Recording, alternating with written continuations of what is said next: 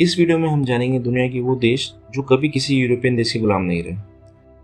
ये इस वीडियो का पार्ट 2 है। पार्ट 1 में हमने जाना कि कैसे इथियोपिया, सऊदी, ईरान, कोरिया और अफगानिस्तान ने खुद को यूरोपियन कॉलोनाइजेशन से महफूज रखा था। अगर आपने पार्ट 1 नहीं देखा तो जरूर देखिएगा। उसमें ऐसे कुछ देशों के बारे में बताया गया है जिनके बारे में जानकर आपको बड़ी हैरानी होगी। इस वीडियो को शुरू करने से पहले अगर आप इस चैनल पर नए हैं तो प्लीज़ सब्सक्राइब करें, इस वीडियो को लाइक करें और कमेंट में ज़रूर बताइए कि और किस तरह की वीडियो बनाना चाहिए। तो चलिए शुरू करते हैं। थाईलैंड।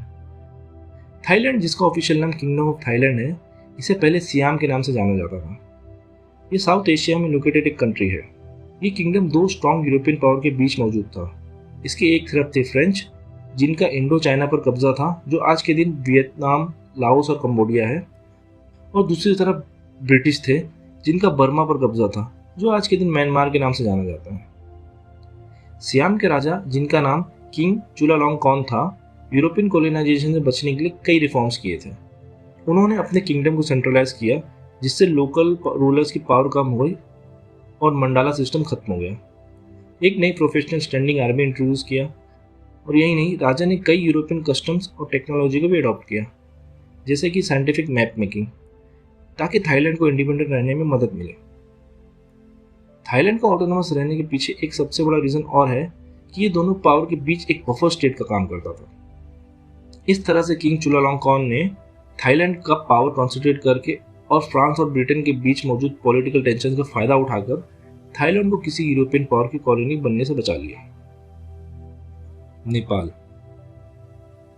जब ईस्ट इंडिया कंपनी भारत में अपनी पकड़ मजबूत कर रही थी, इसी दौरान काठमांडू वैली के आसपास एक नए किंगडम का जन्म हो रहा था। 1743 के आसपास काठमांडू वैली के कई छोटे छोटे किंगडम्स थे। उसमें सबसे पावरफुल और एम्बिशियस था गोरखा राज। गोरखा के राजा पृथ्वी नारायण शाह, जिन्हें फादर ऑफ मॉडर्न नेपाल भी कहते हैं, काठमांडू वैली के आसपास छोटे छोटे किंगडम्स को अपने कब्जे में लेकर एक बड़ा किंगडम बनाया, जिसका कैपिटल कांतिपुर था। राजा ने इसे 1769 में रीनेम करके नेपाल कर दिया, और इस तरह नेपाल किंगडम का जन्म हुआ। राजा ने गोरखली आर्मी की मदद से अपने किंगडम को बहुत एक्सपांड किया था। अपने एक्सपांशन के हाइट पे नेपाल वेस्ट में सतलज नदी से लेकर ईस्ट में तीस्ता रिवर तक आता था, जिसमें शिमला, नैनीताल, गढ़वाल, कुमाऊं, दार्जिलिंग जैसे एरिया भी आते थे। इसी वक्त ईस्ट इंडिया कंपनी भी एक्सपांशन कर रही थी। इंडिया में अपना एम्पायर कंसोलिडेट करने के बाद ईस्ट इंडिया कंपनी नॉर्थ की तरफ हिल्स में एक्सपांड करने की सोच रही थी।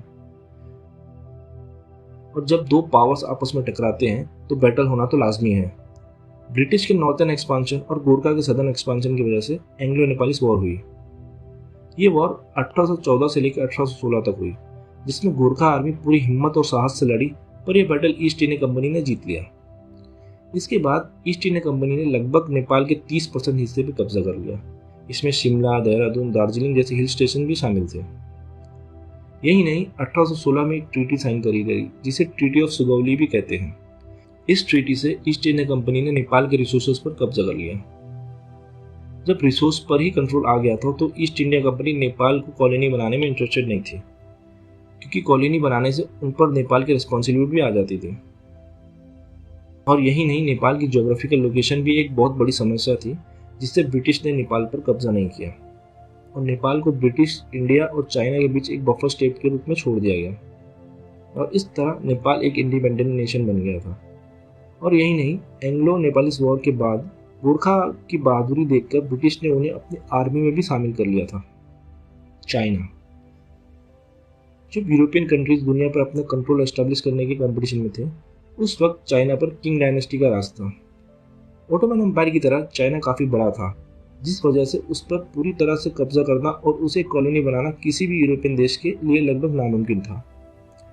इसलिए चाइना को कॉलोनी बनाने के बजाय ब्रिटेन और फ्रांस ने ट्रेड के थ्रू चाइना पर कुछ पकड़ बनाने की कोशिश की, जिसमें वो सफल हो गए थे। ओपियम वॉर्स के बाद ये पकड़ और मजबूत हो गई। वॉर के बाद कई ट्रीटी साइन की गई, जिससे यूरोपियन मर्चेंट्स को काफ़ी फायदा पहुंच रहा था। ये देखकर और देश जैसे इटली, यूएसए, रशिया और जापान को भी ट्रेड बेनिफिट चाहिए थे। ये पावर्स ने कोस्टल चाइना को अपने अपने स्पेयर्स ऑफ इन्फ्लुएंस में डिवाइड कर लिया, जिस वजह से इन एरिया पर किंग डायनेस्टी की पकड़ कमजोर होने लगी थी।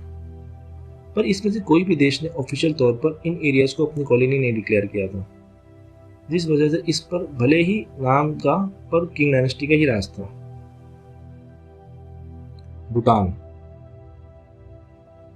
भूटान उन देशों में से एक है जो पूरे इतिहास में इंडिपेंडेंट रहा है, कभी भी किसी एक्सटर्नल पावर द्वारा कब्जा या रूल नहीं किया गया था। भूटान एक छोटा सा देश है जो हिमालयन माउंटेन के ईस्ट में लोकेटेड है, जिस वजह से इस पे हमला करना बहुत मुश्किल है। लेकिन ब्रिटिश ने 1772 से 1774 तक देश पर हमला किया था और उन्हें नॉर्थन बंगाल में हरा दिया। इन्हें हराने के बाद भूटान किंगडम के कुछ इंपॉर्टेंट एरिया जो आज के दिन वेस्ट बंगाल और असम के पार्ट है, उन पर कंट्रोल कर लिया। बट ब्रिटिश से हार के बावजूद भूटान ने अपनी सोवरेनिटी मेंटेन रखी और पावर में बने रहे। भूटान किंगडम ने ईस्ट इंडिया कंपनी के साथ 1774 में एक पीस ट्रीटी साइन करी, जिससे ब्रिटिश ने अपने ट्रूप्स विड्रॉ कर लिए और भूटान को अपना प्रोटेक्टरेट स्टेट बना लिया और उनके डिफेंस और फॉरेन डिप्लोमेसी पर कंट्रोल कर लिया।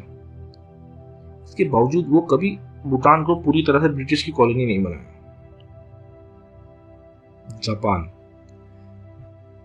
जापान भी एक एशियन कंट्री है जिस पर किसी यूरोपियन पावर का कब्जा नहीं था। जब जापान को लगा कि उस पर भी बाकी एशियन कंट्री की तरह कब्जा हो सकता है, तो उन्होंने 1868 में मेजी रेस्टोरेशन की शुरुआत की, जिससे जापान ने सोशल और पॉलिटिकल रिफॉर्म्स लाए। इस वजह से 1895 में फर्स्ट साइनो जापानीज वॉर में जापान ने किंग डायनेस्टी को हरा दिया और एक ट्रीटी के तहत ताइवान पर कब्जा कर लिया। और यही नहीं, 1905 में जब रशिया ने जापान को अपने कब्जे में लेने के लिए हमला किया था, तो रशियो जापानीज वॉर में जापान ने रशिया को भी मात दी। जापान ने 1910 में कोरिया पर और 1931 में मंचूरिया पर कब्जा करके खुद कोलोनाइजर बन गया। यही नहीं, वर्ल्ड वॉर 2 के टाइम जापान ने काफ़ी एशिया पर अपना कंट्रोल एस्टेब्लिश किया था, जिसमें भारत का अंडमान एंड निकोबार आइलैंड भी शामिल था।